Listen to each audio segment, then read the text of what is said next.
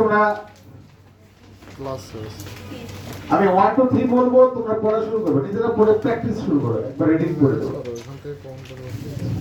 Ready 1 2 3 তোমরা নিজেকে প্রস্তুত করো। আর তোমরা খাতাটা বের করো, আমি যে নাম বলবো সেই নামটা লিখবা এবং তার জন্য তুমি নাম্বার দিবে। তোমার কাছে নাম্বার আছে 10, সব মিলিয়ে 10।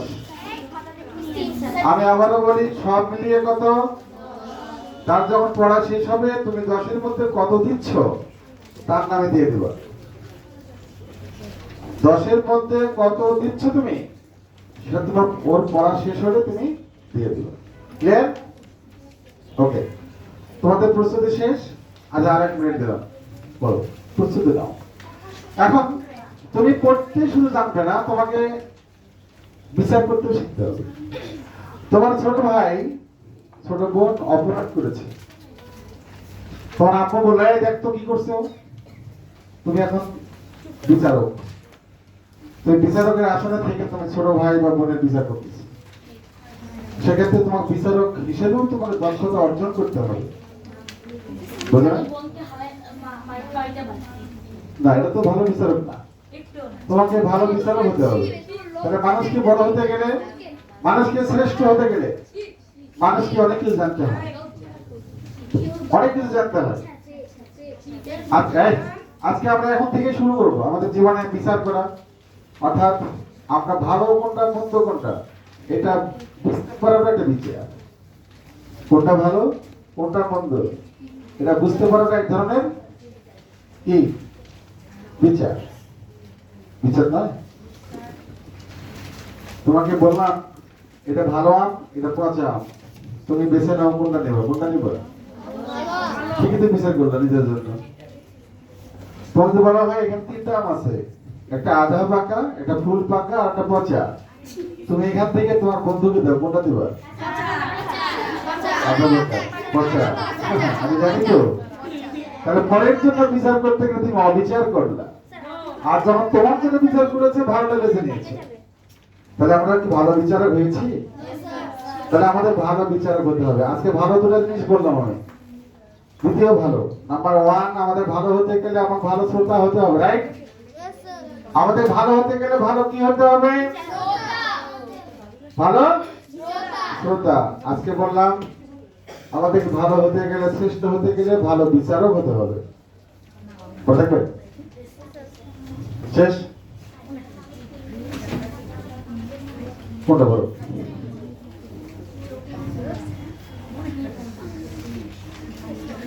ও আচ্ছা আচ্ছা, যোগ দেন হবে এটা আসলে।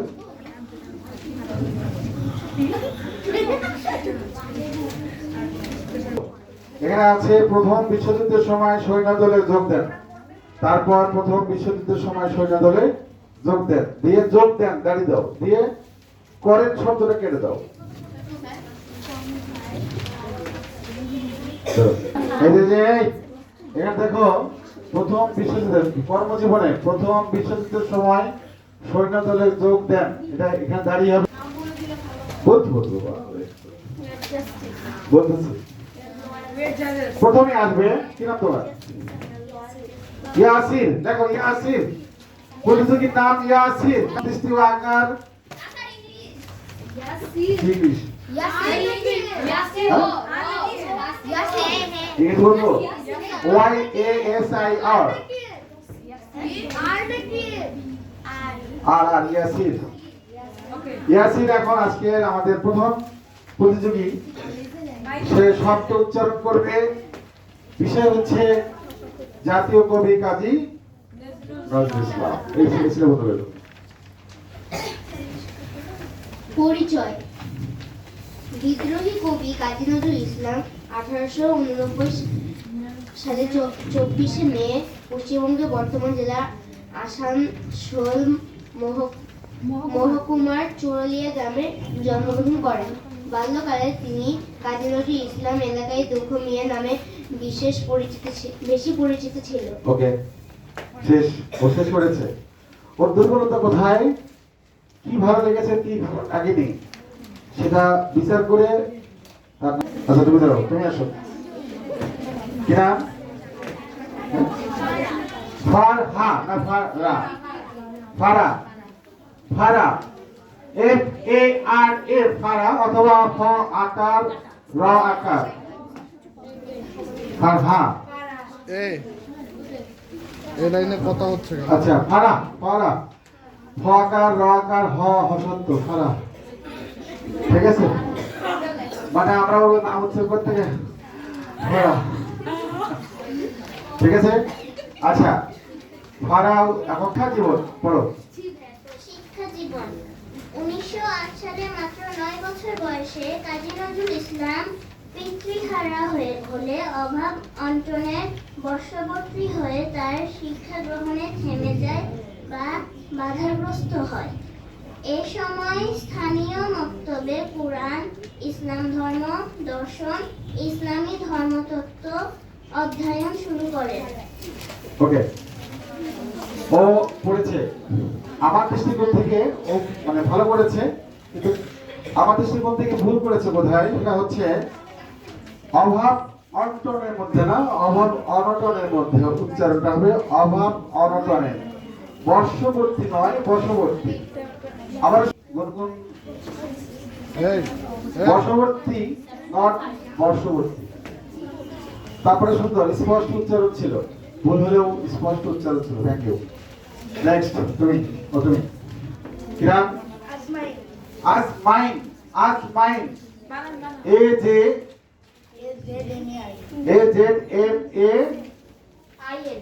আই এন, আজমাইন।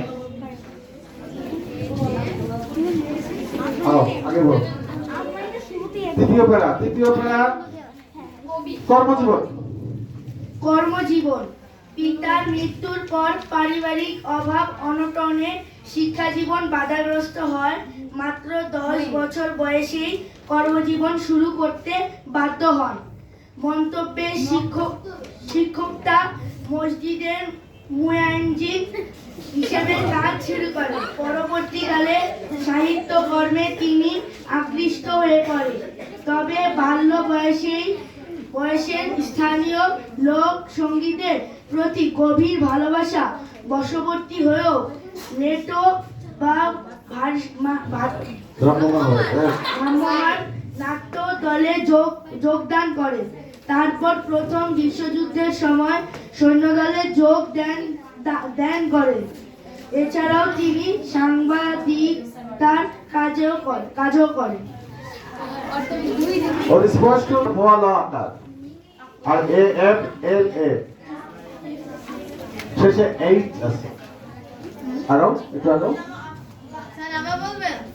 বাংলা ইংরেজি A F L A H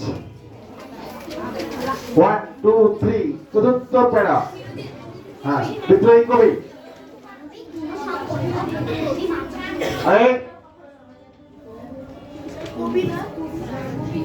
তার মন ও কর্মকে স্বাধীন মতবাদকে ছড়িয়ে দিয়েছিলেন জনমানব। তার আমার কৈফিয়ত কবিতা তারই ফলশ্রুতি।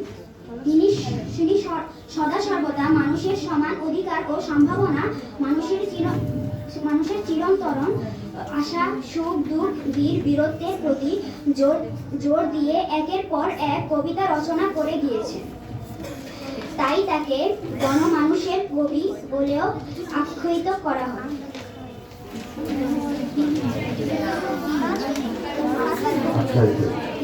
আচ্ছা, সুন্দর বলেছে। আজ এই ভুলগুলি ঠিক করেছে, তোমরা কি বুঝতে পেরেছ? আচ্ছা, যারা ভুল সংশোধনও করবে অবশ্যই। তো এখানে বাংলা পড়া, তুমি ইংলিশ ভার্সন, বাংলা ভার্সন, এটা ইংলিশ ভার্সন কি বলছো তুমি? ইংলিশ ভার্সনে যদি বাংলা পড়তে আসছো পারলে। আচ্ছা, ওকে, থ্যাংক ইউ। এবার তুমি, তুমি না কে? তুমি আসো। কি নাম? নাবিল। এবার হচ্ছে নাবিল। বিদ্রোহী কবি মানবিক গুণ সম্পন্ন কবি মানুষের উপরে নির্যাতন, শোষণ ও অবিচারের প্রতিবাদ করেছেন।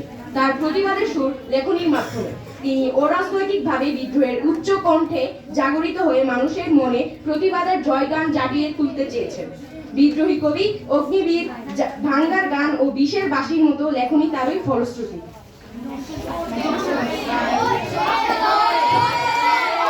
কোথায় ভুল করেছে?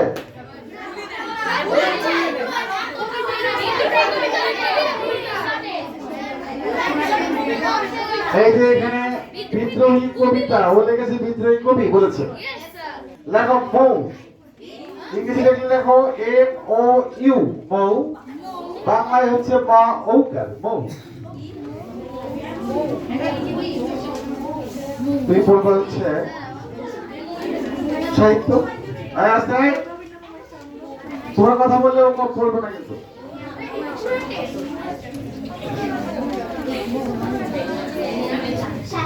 আচ্ছা কাছে আসতে হবে। সাহিত্য তার সাহিত্য কৃতি তৎকালীন দুই বাংলার মানুষকে দিয়েছে সমৃদ্ধি, সৌহার্দ্য, ভালোবাস ও সাম্যবাদী নজরুল গীতি। দোলন চাপা, চক্রবাক, সিন্ধু হিল্লোল, অগ্নিবীণের মতো রচনা সংকলন, এছাড়াও 1922 সালে ব্যথার টান, যুগবাণীর মতো গল্প সংকলন প্রভূত খ্যাতি এনে দিয়েছিল। আচ্ছা এখানে একটা প্রিন্টিং মিস্টেক আছে, দেখে নাও। এটা হবে সম্প্রীতি, সৌহার্দ্য, ভালোবাসা। তো প্রভূত না, উচ্চারণটা হবে প্রভূত। মানে অনেক প্রকারের, নানা রকমের। তারপর একটা হচ্ছে বল মহাবিশ্বের মহাকাশ ভারী, চন্দ্র সূর্য গ্রহ তারা ছাড়ি, আমি বিদ্রোহী বাহি নিখিল অখিল ব্যাপিয়া। আমি শ্রাবণ প্লাবন বন্যা, কবু ধরণীরে করি বরণিয়া, কবু বিপুল ধ্বংস ধন্যা। আমি ছিনিয়ে আনিব বিষ্ণু বক্ষ হইতে যুগল কন্যা। আমি অন্যায়, আমি উল্কাল, আমি শনি, আমি ধূমকেতু জ্বালা, বিষধর কাল ধরি। আমি ছিন্ন মস্তা চণ্ডী, আমি রণদা সর্বনাশী, আমি জাহান্নামে আগুনে বসে হাসি পুষ্পের হাসি। আমি মৃন্ময়, আমি চিন্ময়, আমি অজর অমর অক্ষয়, আমি অব্যয়, আমি মানব দানব দেবতার ভয়। বিশ্বের আমি চিরদুর্জয়, জগদীশ্বর ঈশ্বর, আমি পুরুষোত্তম সত্য, আমি তাথিয়া তাথিয়া মাথিয়া ফিরি স্বর্গ পাতাল মর্ত। আমি উন্মাদ, আমি উন্মাদ, আমি চিনেছি আমারে, আজি কি আমার খুলিয়া গিয়াছে সব বাদ। আমি পরশুরামের কঠোর কুঠার, নিক্ষত্রিয় করিব বিশ্ব, আনিব শান্তি শান্ত উদার। আমি হল বলরাম স্কন্ধে, আমি উপাড়ি ফেলিব অধীন বিশ্ব, অবহেলে নব সৃষ্টির মহানন্দে, মহাবিদ্রোহীর অনুক্রান্ত। আমি সেই দিন হব শান্ত, যবে উৎপীড়িতের ক্রন্দন রোল, আকাশে বাতাসে ধ্বনিবে না, অত্যাচারীর খর্গ কৃপান ভীম রণভূমে রণিবে না। বিদ্রোহীর অনুক্রান্ত, আমি সেই দিন হব শান্ত। আমি বিদ্রোহী ভৃগু, ভগবান বুকে এঁকে দেই পদচিহ্ন। আমি স্রষ্টা সুদন সপ্তাহ হানা, খেয়ালি বিধির পক্ষ করিব ভিন্ন। আমি বিদ্রোহী ভৃগু, ভগবান বুকে এঁকে দেব পদচিহ্ন। আমি খেয়ালি বিধির পক্ষ করিব ভিন্ন। আমি চির বিদ্রোহী বীর, বিশ্ব ছাড়ায় উঠিয়াছি একা, চির উন্নতশীল। কেমন হলো? মনে হয় যে বাংলাদেশের জাতীয় কবি একজন সেরকম মহাপণ্ডিত ছিলেন, যিনি অনেক লেখাপড়া করেননি, যিনি অনেক বড় বিশ্ববিদ্যালয়ে পড়েননি, অনেক বড় কলেজে পড়েননি, অথচ তার লেখা কলেজে বিশ্ববিদ্যালয়ে পড়ানো হয়। সেই ব্যক্তি তো আমাদের জাতীয় কবি।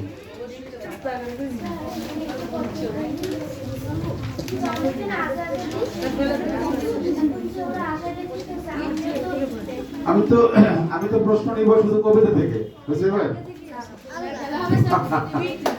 আমি তো কবিতা প্রশ্ন ধরবো শুধু কবিতা থেকে। তুমি তো আগে প্রশ্ন লেগে থাকো না,